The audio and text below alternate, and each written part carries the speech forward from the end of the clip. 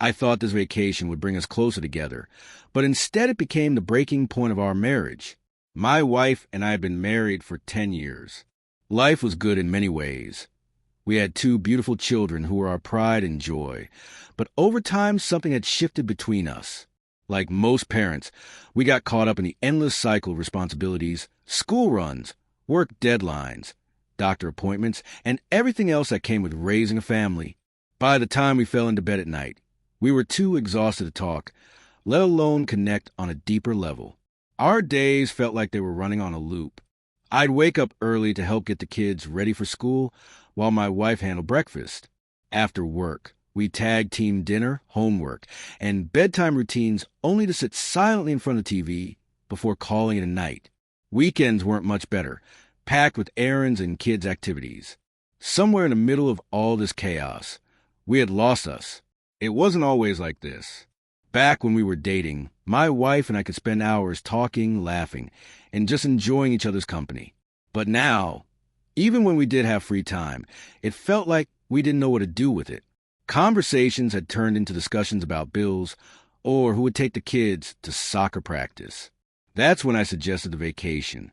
A break from a routine sounded like exactly what we needed. No kids, no work, just the 2 of us reconnecting like we used to. I pictured long walks on the beach, candlelit dinners, and lazy mornings where we could finally talk without interruptions. I believe this trip could help us remember why we fell in love in the first place. She agreed without hesitation. Maybe she felt the distance too, or maybe she was just ready for a change of scenery. Whatever the reason, we booked a tropical getaway, a chance to hit reset on our relationship. I was hopeful, even excited, that this trip could bring us closer. We arrived at the resort early in the morning. The warm sun, the sound of waves crashing against the shore, and the laughter of carefree tourists filled the air.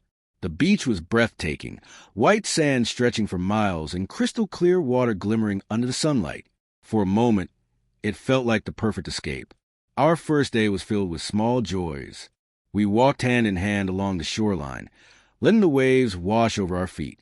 She giggled when a small crab scurried past her toes, and I couldn't help but smile. It was the first time in weeks I'd heard her laugh like that. At dinner, we shared a candlelit table overlooking the ocean. The sunset painted the sky in shades of orange and pink, and we talked about how much we needed this break. It felt good, like we were starting to reconnect. But even amidst the smiles and laughter, I noticed cracks. She spent more time on her phone than I liked, scrolling through social media or texting friends. When I asked her to join me for a sunrise walk the next morning, she shrugged it off, saying she needed to catch up on sleep. It wasn't a big deal, but it stung. In those quiet moments, when we weren't distracted by the beauty around us, the distance between us became more obvious. I caught her staring off into the distance more than once, her face thoughtful, almost wistful. When I asked her what she was thinking about, she would brush it off with a vague, nothing important. I didn't press her, but deep down I wondered if she was as invested in this trip as I was. Still, I held on to hope. After all, we were here to rebuild what felt broken, to remember why we fell in love in the first place. I told myself that these small moments of distance didn't mean anything, that they were just a byproduct of the busy lives we've been leading. This vacation would help us find each other again, or so I believed. But sometimes, when you ignore the cracks, they only get bigger, and I was about to learn that no amount of sunsets or sandy beaches could fix what was already slipping away. The beach was alive with energy one evening, a perfect blend of chaos and joy. The sun had dipped low into the horizon, casting an orange glow over the ocean waves. The air was filled with a vibrant mix of sounds, the rhythmic beats of Afro-Caribbean music blaring from speakers, the crash of waves against the shore, and bursts of laughter from the crowd that had gathered for the night's festivities. Vendors moved through the throng, shouting out offers for cold drinks and snacks, their colorful carts adding even more flair to the lively scene. At the heart of the activity was a large makeshift stage set up near the water, surrounded by tiki torches that flickered in the warm evening breeze. A lively announcer, microphone in hand, hyped up the crowd, calling for participants to join the much-anticipated dance competition. A semicircle of onlookers cheered, clapped, and whistled as volunteers stepped forward, each eager to show off their moves. Among the crowd stood my wife, her face lit with the same excitement that had first drawn me to her years ago. She had always loved dancing, and tonight was no different. She leaned toward me, her eyes sparkling. "I want to do it," she said, almost like a child asking for permission. Before I could answer, she was already slipping off her sandals and stepping forward toward the stage. I didn't think much of it at first. She loved these kinds of moments, being in the spotlight, feeling the energy of the crowd. It was just her way. I stayed back, settling into my seat with a drink in hand, watching her navigate through the crowd with an eager smile. The announcer greeted her with enthusiasm, handing her a numbered sash to tie around her waist. The crowd cheered louder as she climbed onto stage. I found myself chuckling softly. This was typical of her, never one to sit still when there was a chance to have fun. Part of me admired her confidence, how she could throw herself into the moment without a second thought. Another part of me, the more reserved side, preferred to watch from a distance. I didn't mind. I was content to let her enjoy herself while I stayed in the background. Then he appeared, her dance partner, a young, charismatic local with a confident stride and an easy smile that could charm anyone. His sun-kissed skin and athletic build suggested he spent a lot of time in the ocean or playing sports. His movements were smooth and sure, like he owned the dance floor. Before the music even started, he introduced himself with a bow that made my wife giggle. She gave him her hand, and from that moment it was as if I didn't exist. They started dancing, and I watched as he twirled her effortlessly, making her laugh and blush. She seemed so carefree, so alive. For a moment, I thought maybe this is good for her. She deserves to have fun. But as the dance continued, a knot began to form in my stomach. The way he held her waist, the way she leaned into him, it was too much. I stood there on the sidelines clapping awkwardly with the rest of the crowd, but I felt like I was in a different world. The cheerful music felt like a mocking tune in my ears. I wanted to look away, but I couldn't. Each laugh, each lingering touch, felt like a stab to my chest. Was this really about the dance, or was it about everything we had ignored in our marriage? The distance, the silences, the feeling that we had become strangers sharing a life. Maybe this trip was a new beginning. Maybe it was the beginning of the end. The silence lingered heavy and unspoken. She often sought validation from others instead of me, and the applause was deafening when the music ended. But all I could feel was anger. As they bowed and exchanged smiles, I knew I had to say something. I walked up to her, trying to keep my voice calm. "Can we talk for a minute?" She frowned but followed me a few steps away from the crowd. My frustration bubbled beneath the surface. "What are you doing out there?" I asked, struggling to keep my voice steady. "This doesn't feel right. I think you should stop." She looked at me, confusion flashing across her face before it hardened into defiance. "What's the big deal?" she snapped. "It's just a dance. We're on vacation. Can't I have a little fun?" I tried to explain how it made me feel, but she didn't seem to care. Her tone grew sharper. "We're married, but you don't own me, and you're not going to tell me what to do." Her words hit me like a slap. I wasn't trying to control her. I just wanted her to see how much this was hurting me. But in that moment, I realized she didn't care how I felt. This wasn't just about the dance. It was about how disconnected we had become, how little she seemed to value our bond. I swallowed my pride and gave her one last warning. "If you go back out there and dance with him again, you won't find me here when you come back." She laughed as if I was making some kind of joke. Then without a word, she turned and walked back to him.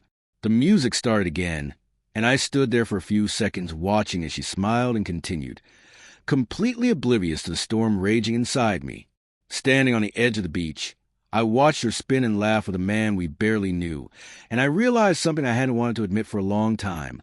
Our marriage had been broken for years. And while she danced, I stood frozen, realizing how many times I had ignored the signs. The quiet dinners where we barely spoke, the nights spent scrolling on our phones instead of talking, the times she seemed distracted, and I convinced myself it was just stress or exhaustion. That dance was just a final straw, a painful reminder that we had been drifting apart for far too long. I turned and walked back to the hotel. I didn't storm off. I didn't call out to her. What was the point? She didn't even notice I was gone. As I reached our room, the emptiness hit me hard. It was a kind of silence that made you feel lonelier than ever. I started packing my things, my hands moving on autopilot. I didn't even have a plan, no destination, no idea what I'd do next. All I knew was that I couldn't stay there any longer. I couldn't stand to watch her prioritize a fleeting moment with a stranger over the man she had promised to love forever. I booked a taxi to the airport, my fingers trembling as I confirmed the ride. Sitting on the edge of the bed, staring at the suitcase I had just zipped up, it hit me. I was leaving behind more than just this trip. I was leaving behind the dreams I had for us, the life we built together, the woman I once believed was my forever. But in that moment, I knew I deserved more, not perfection, not some fairy tale, but someone who chose me, who saw me. As I stepped into the taxi and told the driver to head to the airport, I felt the weight of everything I was leaving behind. Yet for the first time in a long time, I also felt a sense of clarity. Sometimes letting go is the only way to find yourself again. When I arrived home from the trip, the silence in the house felt heavier than ever before. It wasn't the kind of quiet that comes after a long day or when the kids are off at school. It was a silence of something missing. Her presence, her laughter, even the faint sound of her favorite music playing in the background. It was all gone.